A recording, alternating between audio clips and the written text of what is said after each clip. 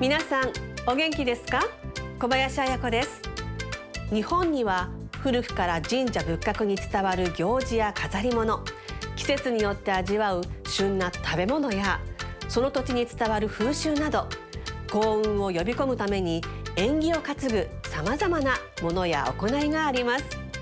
皆さんの周りにもきっとある幸運を呼ぶ縁起物。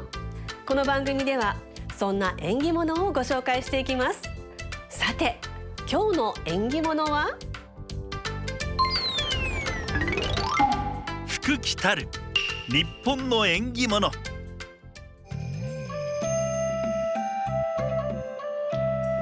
突然ですがクイズです。江戸時代、異国の動物たちが日本にやってきました。そんな中、特に人気となった2大スターは何でしょうか？一つは象、もう一つはラクダです。ちょっと意外でした？ラクダが江戸で見せ物にかけられると大ブームとなり、たくさんの人が押し寄せました。これほど人気になった理由は物珍しさだけでなく、ラクダにはたくさんのご利益があると信じられていたからです。一つ、ラクダの絵を貼っておくと放送はしかよけになる。二つ、ラクダの尿は救命の霊薬となる。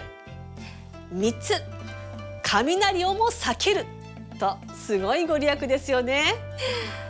今度動物園に行った時はぜひラクダに注目してみましょう。続いてはこちら。突然ですが皆さん、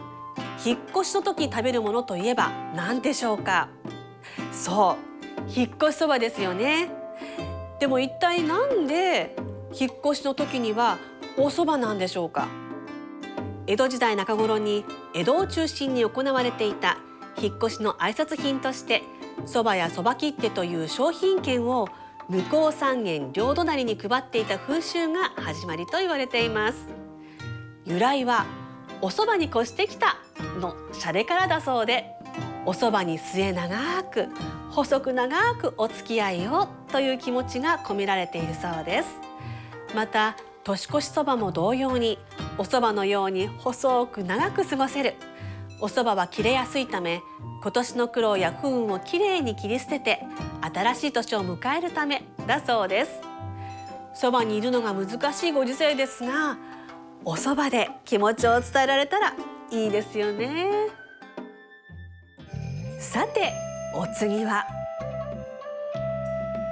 最近よくエコバッグが使われるようになりましたよね。皆さんはどんなものをお使いですか？じゃん、こちらなんておすすめですよ。日本の伝統的なエコバッグといえる風呂敷。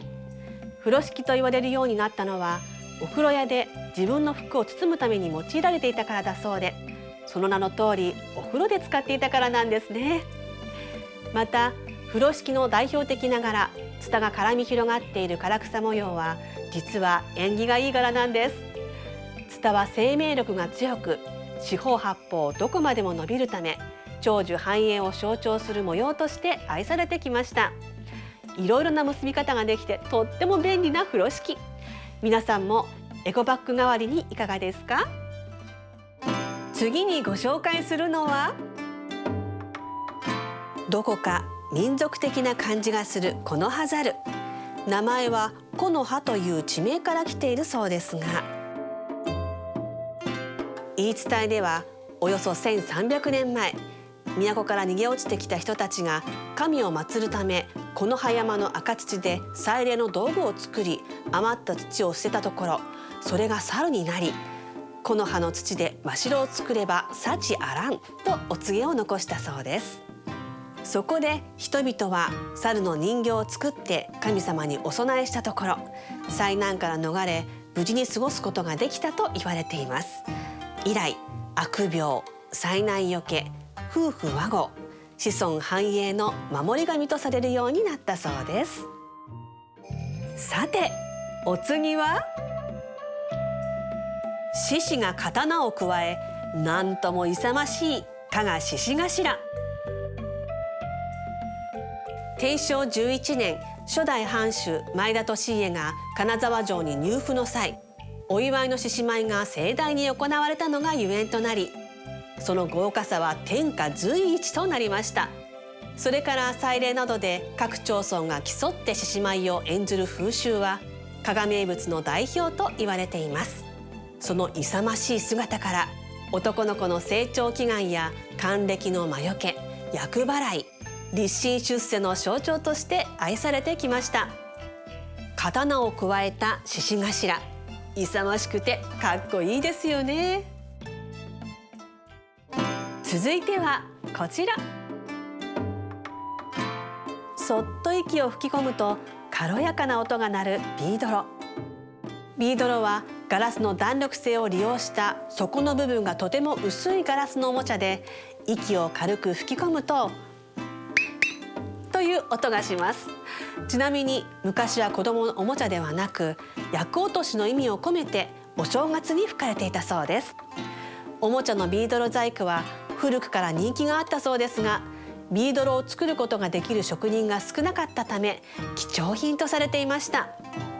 北川歌麿がビードロを吹く女を描くほど人気があったみたいですね。さてお次は、時代劇などで出かける際に登場する火打ち石。江戸時代には欠かせないものだったようですが、その歴史は古く、日本書紀の大和武の神話に登場します。平安時代にはまだ庶民の手には届かない貴重品でしたが、江戸時代になると広く庶民にも普及し、かまどや灯明、タバコなどの火に使われるようになりました。また時代劇などで出かける際に「お前さん気をつけて」と火打ち石を使用しますよね。これは切り火と言われ、厄除け、清め、邪気を払う日本古来の風習です。銭形平次でも登場しますよね。そもそも火は古くから神聖なもの、正常なものとされ、邪気など悪いものは火を嫌うと考えられていたそうです。ここ一番の大事な時や試験の時など、切り火で清めてみてはいかがでしょう。次にご紹介するのは、掃除には欠かせないほうき。しかし昔は掃除をする道具ではなかったそうです。古事記や万葉集では母木餅、玉母木という名で登場し、祭祀の道具として使われていたそうです。またほうきには母木神という神様が宿るとされ、妊婦の足元に逆さまに立てたり、お腹を撫でると安産になると言われています。ほうきが掃除道具として使われるようになったのは平安時代。年神様を迎えるため、宮中で年末に行われるすす払いの道具として使われるようになりました。その後仏教では修行の一環としての掃除が広まります。神社やお寺でほうきで掃き掃除をしている姿を見ると、どこか凛として清められている感じがするのも、この歴史があるからでしょうかね。さてお次は、皆さんはペット何か飼ってらっしゃいますか？江戸時代、犬や猫はもちろん金魚、スズムシなどちょっとしたブームになったペットたち。その他に小鳥も大変人気があったそうです。そのため小鳥を専門的に売るペットショップも誕生しました。愛鳥家たちの間では小鳥合わせ、鳴き合わせという小鳥の鳴き声や姿の美しさを競い合うイベントが大流行し、大勢の観客を集めました。特にほーほげきょの鳴き声でおなじみのウグイスとうずらの小鳥合わせは人気が高かったそうです。またうずらの鳴き声がごきっちょう、ごきっちょうと聞こえることから、戦国時代の武将たちが出陣前に験担ぎに使うなど、縁起の良い鳥として珍重されてきました。いかがでしたでしょうか？まだまだ私たちの知らないものや意外なものにもさまざまな縁起担ぎの意味が込められているようですね。身近にあるそんな縁起物、皆さんもお店や神社で探してみたり、幸せを呼び込んでみてはいかがでしょうか？それではまたお会いしましょう。小林彩子でした。